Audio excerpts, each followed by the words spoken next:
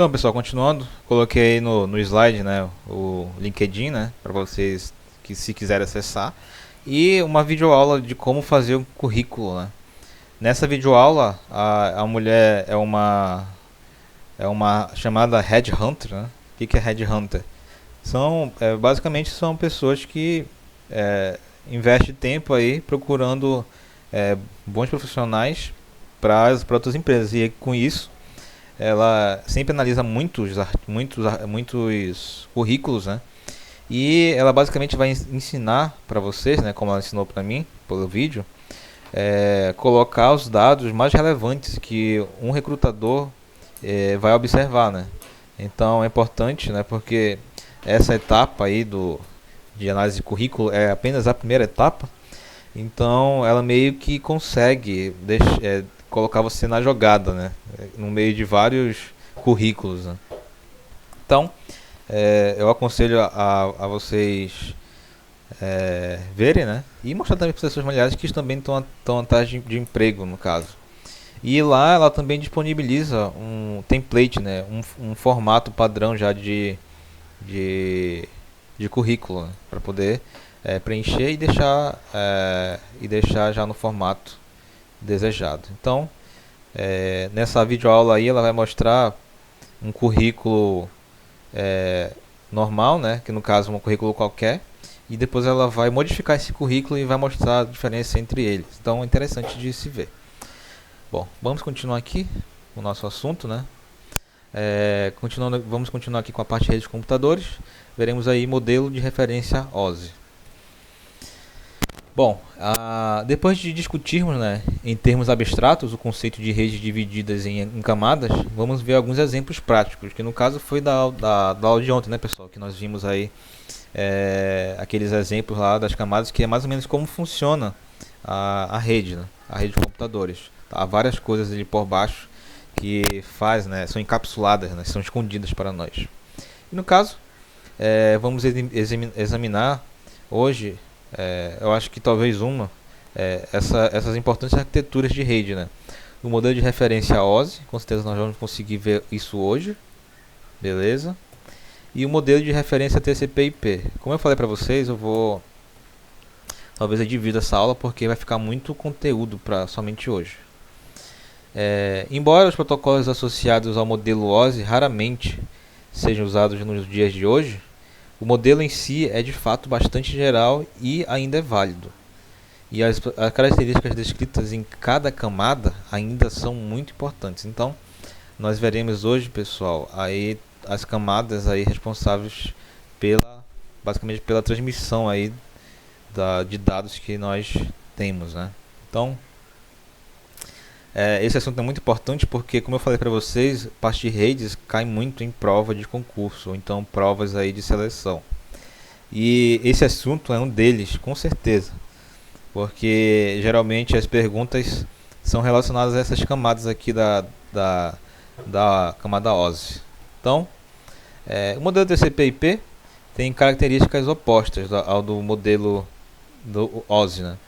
O modelo propriamente dito não é muito utilizado, mas os protocolos têm uso geral, ou seja, a gente vai ver posteriormente que o TCP ele tem vários aí protocolos de comunicação e cada um deles ele é utilizado em momentos diferentes, em aplicações diferentes, mas eles todos são usados.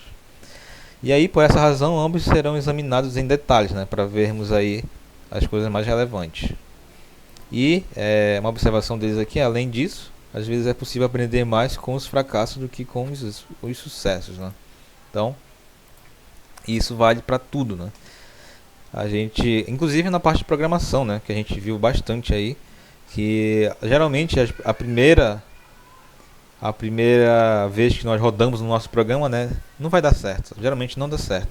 Quando dá certo, muito bom, mas assim, programas mais complexos geralmente não dão certo e a gente acaba aprendendo mais porque quando a gente vê um erro daquele, a gente consegue achar e um próximo erro a gente já vai direto em cima, né? Então, já fica ali meio que padronizado, né? O erro e a solução dele. Então, por isso que houve essa observação aqui do autor do livro. Então, Aqui, pessoal, nós temos aqui o modelo OSI versus o modelo TCP/IP. Esse aqui eu peguei de um slide aqui do IFAN, né? Vocês podem perceber aqui que tem o IF.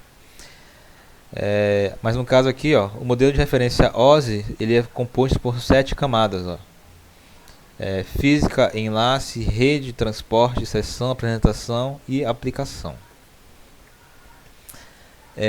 O modelo TCP/IP ele é um pouco ele tem aí 4 camadas, no caso 5, né? Porque tem esse host e tem rede aqui, que é aqui da camada física no caso.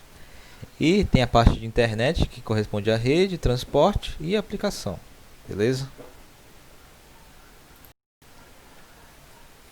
Bom, nós vamos agora diretamente na parte de modelo de referência OSI. E o modelo OSI ele se baseia em uma proposta de desenvolvimento desenvolvida pela ISO, né? Esse aqui nós já vimos bastante esse nome, se eu não me engano, né?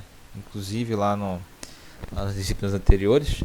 E a ISO significado é International Standard Organization, que ela é responsável pela padronização mundial, né? Isso daí a gente também vê muito na parte de engenharia de software e vimos também na parte de redes, né, que a ISO aí regulamenta, como um primeiro passo em direção à padronização internacional dos protocolos empregados nas diversas camadas.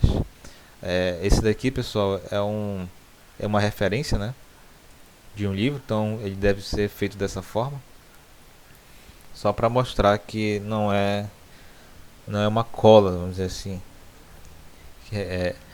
Toda vez que você fizer, né, uma referência, toda vez que você utilizar o dado de referência de alguém, de artigos, né, você tem que fazer essa referência, por isso que deve ter isso aqui. E então, pessoal, aqui no segundo ponto, né, foi o modelo OSI ele foi revisto em 95 novamente por esse autor aqui, né. O modelo é chamado modelo de referência ISO-OSI. O OSI significa Open Systems Interconnection. Em português, sistema aberto de interconexão, pois ele trata da interconexão de sistemas abertos, como eu falei, né?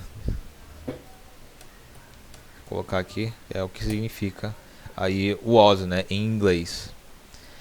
E para abreviar, né, o nome do modelo aqui todo, a gente vai denominá-lo simplesmente de modelo OSI. E o modelo OSI tem 7 camadas, né? Como a gente já viu lá anteriormente, em comparação com o modelo TCP/IP. E a seguir há um resumo dos princípios aplicados para se chegar às 7 camadas. Aqui há 5 pontos, né? Mas lembrem que isso é só um resumo dos princípios aplicados. Então, é um geralzão aí, né? Então, o primeiro princípio aqui uma camada deve ser criada onde houver necessidade de outro grau de abstração. Ou seja, usando aqui aquela estratégia de solução, né, dividir para conquistar, os projetistas eles inventaram, né, que para facilitar, né, a solução, eles têm que ir sempre aumentando o grau de abstração para poder não misturar muito as funções, no caso. O segundo ponto: cada camada deve executar uma função bem definida, né? Cada camada vai ter que fazer uma função desse protocolo aí. A função de cada camada, o terceiro ponto aqui, pessoal. A função de cada camada deve ser escolhida tendo em vista a definição de protocolos padronizados internacionalmente. Aí já caímos ali na parte do ISO, né? Porque a ISO que regulamenta tudo. É tudo mesmo, de padrões aí de automotivos até padrões de protocolos de rede. Se você verificar, tudo padronizado em cima da ISO e de outras organizações mundiais aí. Temos aí no quarto ponto: os limites de camadas devem ser escolhidos para minimizar o fluxo de informações pelas interfaces. Ou seja, pessoal, não deve ter muitas coisas, né? Não deve ser dividido muito, né? Cada camada, como já vimos aí, deve ser bem definida a função. E para não se perder informações, né, deve-se minimizar o fluxo de informações por essas camadas, né? E o quinto ponto, pessoal, ali no final, ó, o número de camadas deve ser grande o bastante para que as funções distintas não precisem ser desnecessariamente colocadas na mesma camada, e pequeno o suficiente para que a arquitetura não se torne difícil de controlar. Então, é um negócio meio que pisando em ovos, né? Porque a gente não pode nem fazer muito nem fazer pouco, né? No caso, os projetistas, para poder não deixar muito complexo, né? Se tiver muita coisa, mas também não pode deixar muito amarrado, vamos dizer assim, para não causar muitos problemas aí depois. Então, a gente vai direto agora para as camadas, né? E explicando uma a uma. E aqui, pessoal, nós temos, né? Como eu mostrei para vocês lá anteriormente, temos as 7 camadas, e a camada 1 é a física e ela é responsável pela transmissão binária. A de enlace, acesso aos meios. A rede, endereço e endereçamento e melhor caminho. Transporte, conexões ponto a ponto. Seção, comunicação entre hosts, que no caso são os padrões, né, de comunicação. A gente vai ver isso mais para frente. Apresentação, representação dos dados. Aplicação, processo de rede para aplicações. Eu vou dar uma parada para a gente seguir logo direto, né? Eu vou continuar daqui dessa figura. Ela está mais detalhada, né, do que essa outra, mas ela está em inglês. Então, por isso que eu coloquei ambas aqui, lado a lado, para que os senhores não se perdessem, né? Lembrando para vocês que desde o início eu falo que o inglês aí é a língua mãe de tudo, né? Infelizmente ou felizmente a gente tem que aprender essas outras línguas, né?